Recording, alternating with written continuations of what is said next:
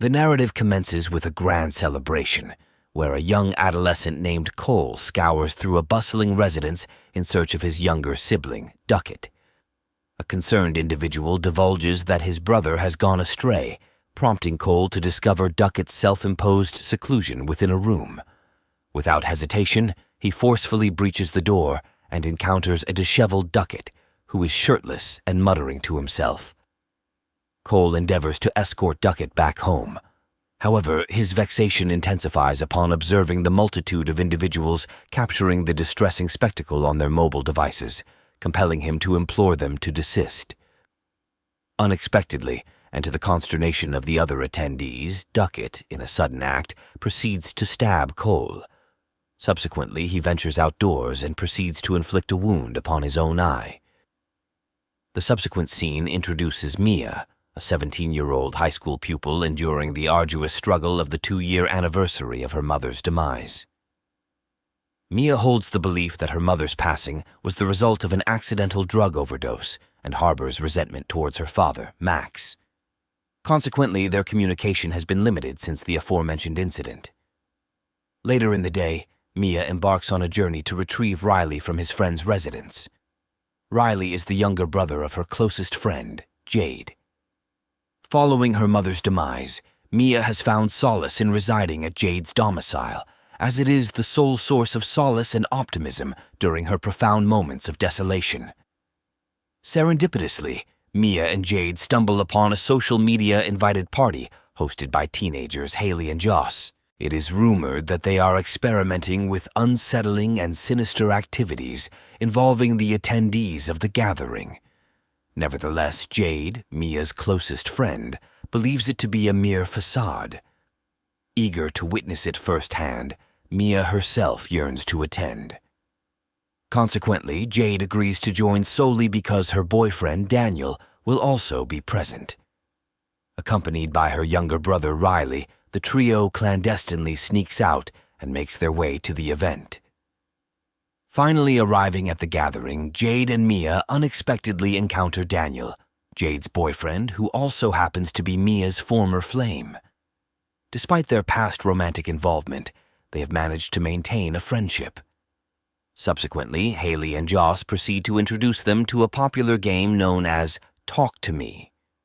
This game's main highlight is a well-preserved hand from a medium, featuring peculiar inscriptions. The process of the game is quite simple.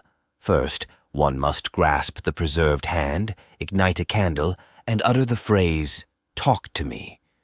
Supposedly, this incantation is intended to summon either a demon or a spirit, but solely the individual holding the hand is capable of perceiving their presence. Subsequently, said individual declares, "I let you in," promptly becoming possessed by the demon. Mia, exhibiting her bravery, volunteers to be the one who succumbs to possession. Haley, acting as the host, forewarns Mia that the connection must be severed within a span of 90 seconds by extinguishing the candle so as to prevent the spirits from becoming bound to her. Initiating the ritual, Mia clutches the embalmed hand and addresses it by saying, "Talk to me," thus bearing witness to the apparition of an elderly man, initially provoking a sense of fear within her. Jade, hesitant about the continuation of the game, eventually regains her confidence through Haley's reassurance. Mia repeats the act of holding the hand, only to be confronted by the terrifying manifestation of a peculiar-looking woman. This time, Haley encourages Mia to pronounce the words, "I let you in," which immediately results in the manifestation transforming into a spirit. Gradually, Mia's behavior becomes increasingly erratic, as she assumes a spine-chilling, menacing tone while addressing Jade's younger brother, Riley, and ominously stating that the spirit harbors genuine affection towards him. At that moment, the door mysteriously swings open, and as the seconds tick by, reaching a count of 83, Joss attempts to remove Mia from the clutches of the hand before the 90-second mark, yet the demon steadfastly refuses to release its grip, shouting at Riley to flee. After surpassing the 90-second mark, Haley and Joss eventually succeed in severing Mia's connection with the spirit. Once they return home that night, Riley confronts Mia and inquires about her experience of being possessed by the spirit. In response, Mia gleefully recounts how astonishing it felt as she was able to perceive, and sense everything. Mia's delightful encounter with the demon prompts Jade's boyfriend Daniel to express his desire to undergo the same possession. Jade requests Haley's agreement to this proposition, which leads to their decision to conduct the spirit summoning ritual at Jade's residence that evening. As everyone gathers at Jade's house, anxiously awaiting the initiation of the summoning game by Haley and Joss, Daniel promptly positions himself in front of the preserved hand, proceeding to intone the words, "Speak to me, and I shall grant you entry," resulting in his possession. However, what exacerbates the situation is that the entity inhabiting Daniel not only ridicules Jade, but also stimulates him sexually. In the midst of Daniel's simulated thrusting against the floor, the canine companion belonging to Jade approaches, prompting Daniel to engage in an overtly suggestive act of tongue-licking. This particular display simultaneously evokes repulsion and fascination among the group of young individuals, prompting them to hastily extinguish the candle in the vicinity. Nevertheless, the group remains unsatisfied and collectively reaches an agreement to give it another attempt later that very evening. Fortunately, Sue, Jade's mother, is absent for the duration of the night, which allows for this plan to be set in motion. When Riley expresses his desire for a turn, Jade denies his request, deeming the game too perilous, a sentiment supported by the others due to Riley's relative youthfulness. Consequently, an altercation ensues between Jade and Riley, leading Jade to leave the room momentarily. In a desperate plea for an opportunity, Riley implores Mia, who eventually relents and grants him a brief interval of 50 seconds as opposed to the customary 90. Upon hearing this, Riley agrees with great enthusiasm and proceeds to undertake the required process. Whilst Haley initiates the countdown, Riley recites the prescribed words, only to find himself instantaneously possessed. To the astonishment of all witnesses, it becomes apparent that Riley has become a vessel for the spirit of Mia's departed mother, resulting in an escalation of intensity within the situation. In the initial moments, heartfelt words spill from Mom's lips, expressing her profound longing for her daughter. The younger individuals, however, intend to sever the connection after a mere 50 seconds, yet Mia implores for additional time to converse with her assumed mother. As the countdown timer ticks relentlessly, the others endeavor to sever the bond, only for a harrowing twist to ensue. Suddenly, the spirit commandeering Riley's body morphs into a violent force, forcefully striking his head against the cabinet. With considerable effort, Jade and the rest eventually manage to pry the hand from Riley's grasp. Riley's condition is dire, necessitating immediate medical attention, leading to a frantic rush to the hospital. A profound silence blankets the group as tragedy befalls them, leaving them at a loss for words upon the arrival of the investigating police officers. Overwhelmed by guilt for permitting Riley to partake in their activities, Mia chooses to gather her belongings and make her way back to her father's abode. In a futile attempt to visit Riley at the medical facility, both Jade and Sue repel her, holding her accountable for his unfortunate predicament. Sue, the mother, vehemently urges Mia to depart and threatens to involve the authorities if she dares to return. Yet, in the midst of her departure, Mia catches sight of her mother's reflection in the window pane. In the bathroom, under the guidance of the maternal figure, she catches wind of her mother's voice pleading for assistance. However, upon peering into the depths, she discovers an empty space. Intrigued by this peculiar incident, Mia finds herself gravitating towards spending more time with her former lover, Daniel, and it becomes evident that Mia still harbors emotions for him. Despite Daniel's assertion that Riley's spirit cannot be her mother, Mia perceives a potential attempt from her deceased mother to establish contact. One fateful night, while Daniel is staying over, Mia awakens from a terrifying nightmare, only to witness the specter of an elderly woman inching closer to Daniel and inexplicably sucking on his foot. Filled with fear, she urgently implores him to wake up, but Daniel awakens to a startling discovery. It is Mia herself who had been performing the baffling act. Consequently, Daniel is deeply unsettled and promptly decides to depart from the abode. Once he is gone, Mia seizes the opportunity and forges ahead by arranging a candlelit ambiance, in an endeavor to establish communication with her mother's spirit. Finally, her mother, Rhea, materializes, and Mia can no longer suppress her burning query. Did her mother's overdose result from a tragic accident, or did she intentionally choose to end her own life? With unwavering certainty, her mother's spirit reassures Mia that the overdose was indeed an unfortunate mishap, and she would never have willingly abandoned her daughter. The desperate plea of the spirit reveals that Riley is in excruciating pain and desperately requires assistance. Despite Jade's earnest efforts to aid Riley at the hospital, he remains possessed and inadvertently bites her.